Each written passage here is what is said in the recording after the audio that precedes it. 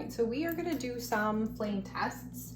I have a couple home things that you can use. So this is just regular salt, coarse salt. I have cream of tartar, which sounds fancy, but really it's just like an additive for like meringues and stuff like that. And just for fun, I also have like pink Himalayan salt, just because I want to see if it's any different than table salt. And then one other thing I have is copper sulfate, which you won't have at home from the lab. It came in like big chunks, which I didn't realize sometimes it comes as a powder. So I dissolved it just in a little bit of distilled water, and I have like a popsicle stick soaking in it so that it gets like saturated with the solution, because it turns a really cool color. But I don't have any like mortar and pestles that I can use at home. I have one that I use for guacamole and I don't want to use that for any chemicals, and I don't have like anything to grind this up with. So I don't want to use my like spoons or anything that I use for regular kitchen stuff. I don't want to mix them up. So this is what we did. It should still work. So I'm just using a barbecue lighter and just some little wooden splints. You can use popsicle sticks as well.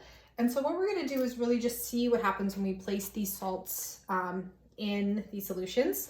This one I'm wearing safety glasses for. I don't necessarily wear them in the more safe home experiments, but I am wearing safety glasses for this one just because I'm working with an open flame, and just in case the copper sulfate splashes, I want to just make sure I'm protected. So we're going to start with salt, mainly because it's sort of the most boring of all of them. So what I'm going to do is I'm actually just going to get a little cup of water.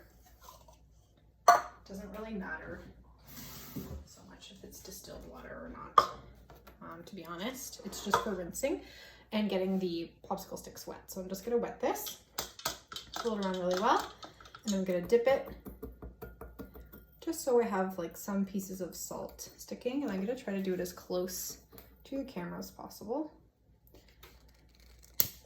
This is not obviously going to be as hot as a Bunsen burner with a blue flame, but let's see what happens. We put the sodium in just to the edge of the flame. You can see that it's burning a little bit more orange than normal. Just use my bucket of water. I'll do it one more time. Get a little bit more in the end. And it's starting to sort of like sizzle as well. And it's not the popsicle stick doing that. So sodium tends to burn that sort of yellow orange flame. So that is one. Let's do the sea salt, or the pink Himalayan salt, just for fun. See if it's any different. It shouldn't be, it's still sodium. Let's see. I think it's a little bit more yellow.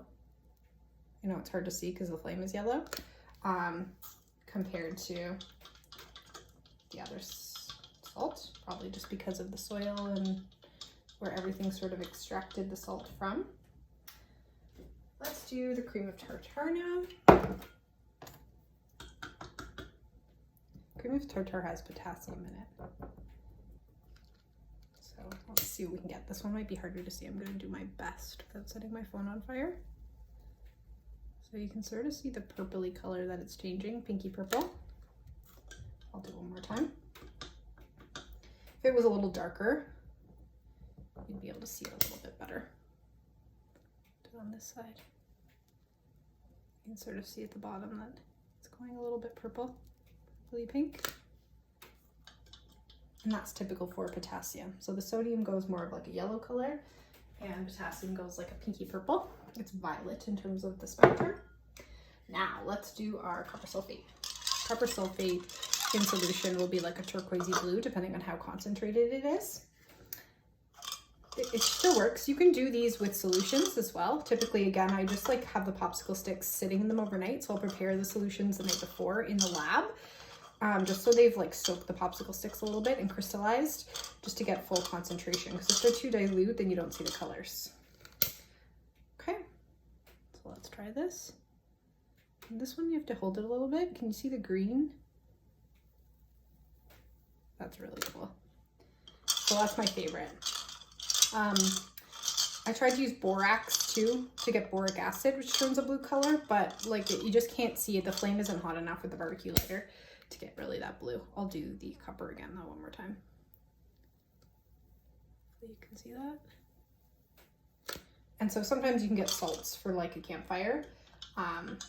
that you can throw onto your campfire and get colors, and that's exactly what's happening. So really what's happening in a flame test is that all the electrons in the metal ions, well, in all of the chemical, but the metal ions are in the visible spectrum, so we can see that change, are getting excited. We're giving them a lot of energy, and so they go from their ground state electron configuration, like what shell they're in, and they jump up to higher shells, but it's unstable. So all of the energy that was provided to them with the heat allowed them to jump up. Once that's gone, they have to fall back down, and they release that extra energy in the form of light instead of heat. So we see that in the visible spectrum.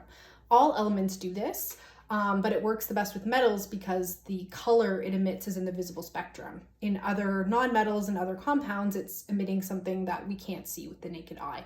So it could be in the ultraviolet or the infrared or anything like that. So that's why we really only do it with metal ions. It doesn't really matter what the non-metal is. So for example, if I used copper chloride instead of copper sulfate, you'd still get relatively the same range of color. It might be slightly different, but it's the copper ions that are making that happen. So we're not seeing what the chloride or the sulfate is doing. And that's pretty much it. Hope you enjoyed.